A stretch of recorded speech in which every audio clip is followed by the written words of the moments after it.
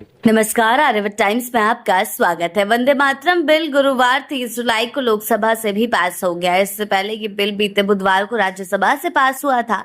अब दोनों सदनों से बिल पारित होने के बाद इसके कानून बनने का रास्ता साफ हो गया है। इस बीच बिहार के मुख्यमंत्री सम्राट चौधरी ने इस पर प्रतिक्रिया दी है। सम्राट चौधरी ने एक्स पर लिखा है, वंदे मातरम केवल एक राष्ट्रीय गीत नहीं बल्कि भारत की स्वतंत्रता संग्राम की प्रेरणा और राष्ट्र भावना का अमर प्रतीक है। देश की संसद से राष्ट्रीय सम्मान अपमान निवारण संशोधन विधेयक 2026 का पारित होना भारत की सांस्कृतिक विरासत और राष्ट्रीय सम्मान को एक और ज्यादा सशक्त बनाने वाला एक ऐतिहासिक कदम है।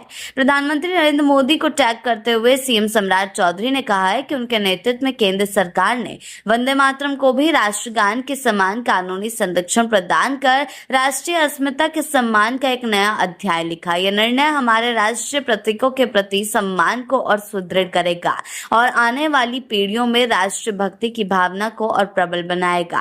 राज्यसभा में राष्ट्रीय सम्मान के अपमान की रोकथाम संशोधन विधेयक 2026 के पारित होने पर केंद्रीय मंत्री गिरिराज सिंह ने कहा, विरोध करना हर किसी का अधिकार है, लेकिन वंदे मातरम का विरोध करना जो भारतीय स्वतंत्रता का एक अहम हिस्सा है, इसकी जितनी तारीफ की जाए कम है। उधर दूसरी ओर लोकसभा में राष्ट्रीय सम्मान के अपमान की रोकथाम संशोधन विधेयक 2026 के लोकसभा से पास होने पर एनडीए के अन्य सांसदों ने भी इसे निर्णायक कदम बताया है। हालांकि अब इसको लेकर एक नया बवाल मचता हुआ दिखाई पड़ रहा है।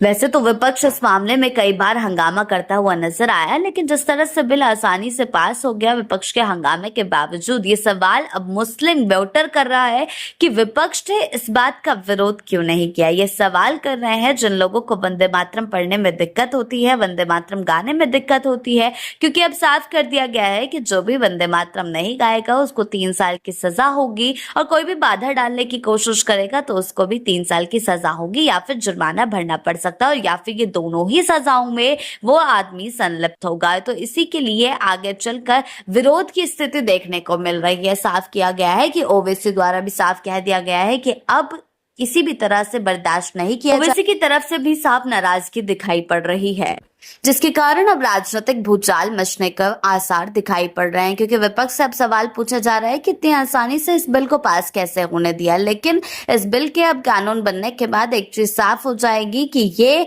अब वंदे मातरम का जो अपमान है वो किसी भी हालत में किसी भी कीमत में बर्दाश्त नहीं होगा। अगर आपने वंदे मातरम का अपमान किया तो आपको सीधे सलाखों के पीछे भेजा जाएगा या भारी जुर्माना उठाना पड़ सकता है। तो इससे वंदे मातरम ना गाने वालों पर, देश की अस्मिता से खिलवाड़ करने वालों को एक बड़ा झटका लगा है, क्योंकि आगे चलकर अब उन्हें कोई भी रियायत मिलने की उम्मीद नहीं दिखाई पड़ रही है। आगे के अपडेट्स के लिए जुड़े रहें आर्यभट्ट टाइम्स के साथ ही चैनल को सब्सक्राइब करना ना भूलें और हमारी फेसबुक वेबसाइट के साथ भी जरूर